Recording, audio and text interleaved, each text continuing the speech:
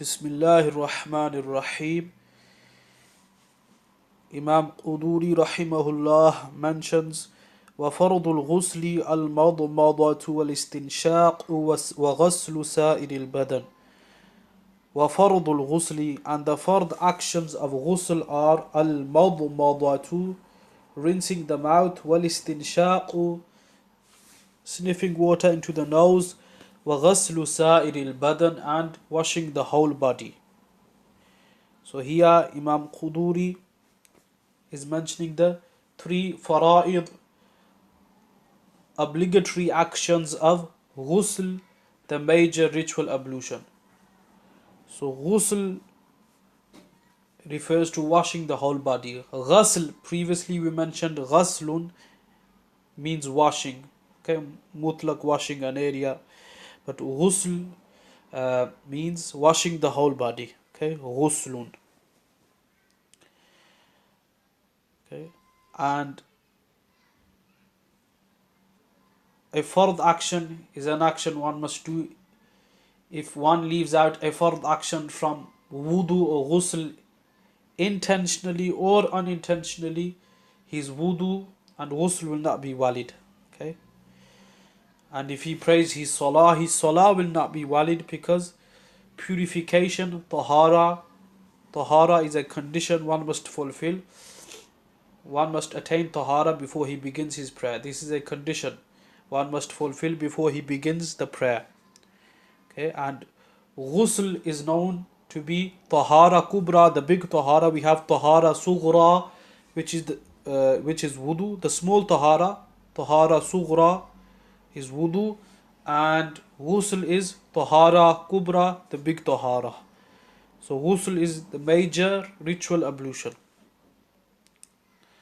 So Imam Qudoori mentioned that there are three faraid, obligatory actions of ghusl. The first is al-madmadatu, rinsing the mouth, okay, swirling water around the mouth, okay, and also gargling, okay, gargling as well. Wal-istinshaqu, and sniffing water into the nose, causing water to reach the beginning of the hard bone in the nose. وَغَسْلُ سَائِرِ الْبَدَنِ, and washing the whole body. Okay, so one must take care that he rinses his mouth properly. If there's any bits stuck in his teeth, he must get rid of those bits. Okay, and he also must cause the water to reach the side of his throat, the edge of his throat. And if he is not fasting, then he should gargle. Okay, this is sunnah. He should gargle if he is not fasting. If he is fasting, he should take care, because if the water goes down his throat and he remembers that he's fasting, his fast will become invalid. Wal istinshaq, and sniffing water into the nose. So istinshaq is sniffing the water into the nose, okay, and causing the water to reach the hard bone. Okay, so the obligation for this, causing the water to reach the beginning of the hard bone all the way up the soft bone till the beginning of the hard bone. وَغَسْلُ سَائِرِ الْبَدَنِ, and washing the whole body, apparent body. Okay, so these are the three faraid of ghusl, the major ritual ablution. وَسُنَّةُ الْغُسْلِ, and the sunan of ghusl. Sunan is the plural of sunnah. Sunnah means way. When we say sunnah, we refer to an action of the beloved of Allah Almighty, Sayyiduna Muhammadur Rasulullah sallallahu alayhi wasallam. And sunan is the plural of sunnah. So وَسُنَّةُ الْغُسْلِ, and the sunan of ghusl, sunnah actions of ghusl, أن يبدأ المغتسل بغسل يديه وفرجه, is that the mughtasil, meaning the one performing the ghusl, muridul ightisal, the one intending to do ghusl, is that the one intending to do ghusl begins بغسل يديه, by washing his hands, وَفَرْجِهِ, and his private parts.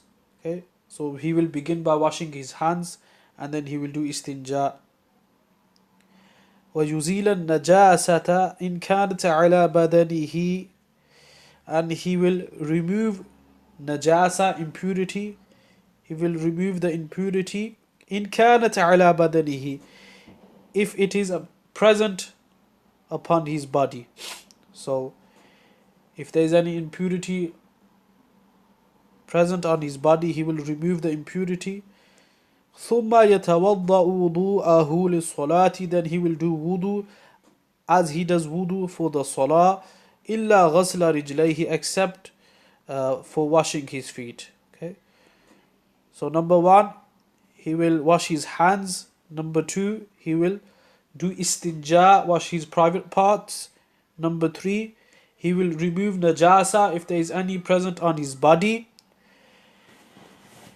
And number four, he will do wudu as he does for his salah, except he will delay washing his feet. He will not wash his feet. ثُمَّ يُفِيضُ الْمَاءَ, then he will pour water عَلَى رَأْسِهِ, over his head.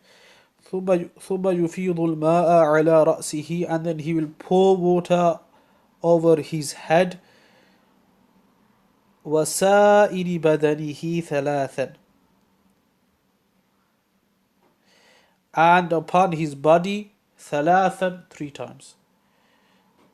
Okay, so to wash the whole body 3 times is sunnah. To wash it once is fard, obligatory.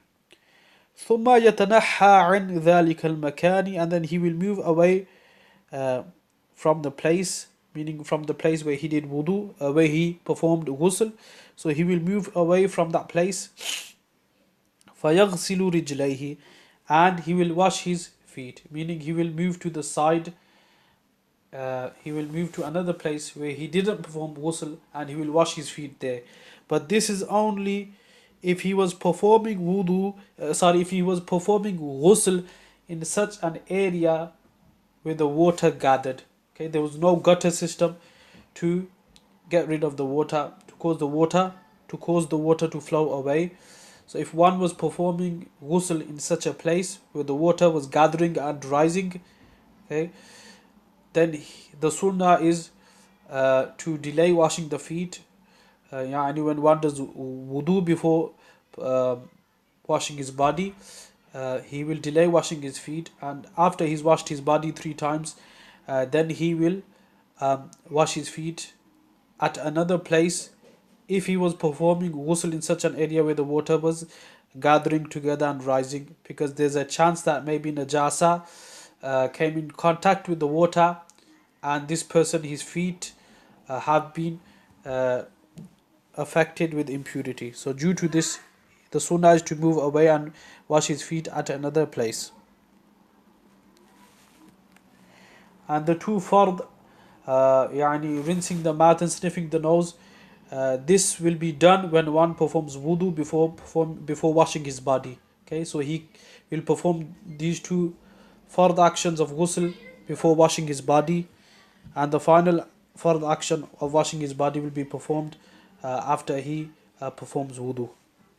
Except that he will not wash his feet. He will wash his feet after he's washed his whole body 3 times. But if he was performing ghusl in such an area where the water, there was a gutter system there to cause the water to flow away, then he will wash his feet when he does wudu in this case. وَلَيْسَ عَلَى الْمَرْأَةِ, and it is not necessary upon the lady, أَن تَنْقُضَ ضَفَائِرَهَا, to open up her plates. Okay, so وَلَيْسَ عَلَى الْمَرْأَةِ, it is not necessary upon the woman, upon the lady, أَن تَنْقُضَ ضَفَائِرَهَا, to open up her plates. Okay, to open her plates. فِي الْغُسْلِ, during ghusl.